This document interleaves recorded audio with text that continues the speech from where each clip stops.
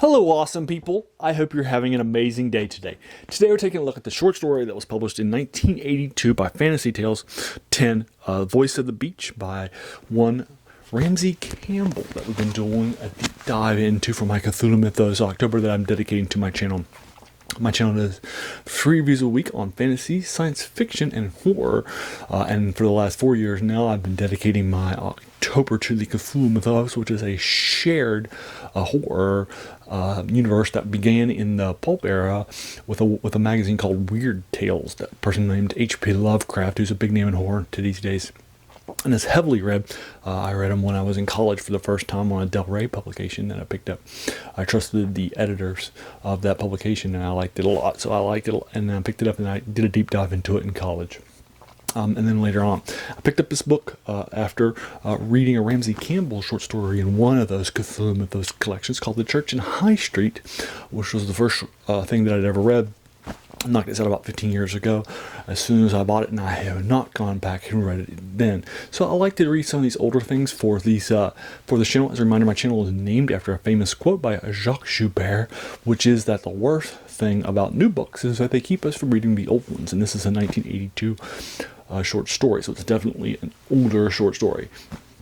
Finishes up this collection. Now, my issue with this is it's 34 pages long, so it's the longest one in the book. We've had 3 other pages that are, more than 30 pages, but this, like the previous short story, is not in the Cthulhu Mythos. It doesn't share any of that shared world that H.P. Lovecraft would share from one of his stories to another one, or he would also bring in story elements from other writers that were also writing contemporaneously, and they would also write some of his things into their books too, and so this shared universe would grow and develop over time. That's not happening in this short story, but it's fine. I'm still going to be giving it like a 7 out of 10.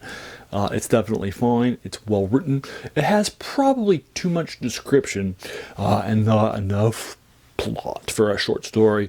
It probably took me like an hour and 5 minutes for me to knock it out last night for the second time after finishing this short story collection. But I just didn't feel like I just wasn't feeling it. Does that make sense? Because of just how much world building happened and description was happening in here. It didn't affect the plot, and there just wasn't that much actual proper plot. But I did like the ending.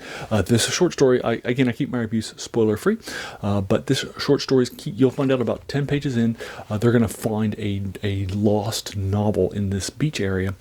And then that has a lot of these sort of weird things that are happening on the beach, and then they find this lost book in the beach, and that book is going to send them, our 2 point of view characters, into a very, very dark area, and that's it.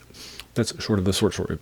It has the lost tome being found is a regular sort of horror device, and Ramsey Campbell is fine here with it.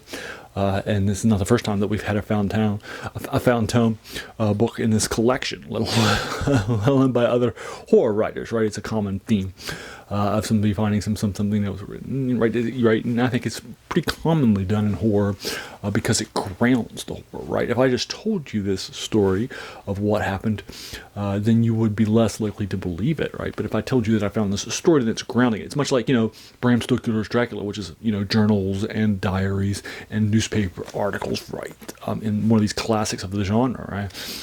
I think one of the reasons why he does that is because it grounds it, right? It makes it seem more realistic because you're seeing. It's the same reason why in movies they'll do scenes of showing a major event that happens. They'll then show it in the news being talked about, right? Because again, that's what would happen in real life if an event like that happened. So now you're going to have to see news articles on the screen, on the silver screen.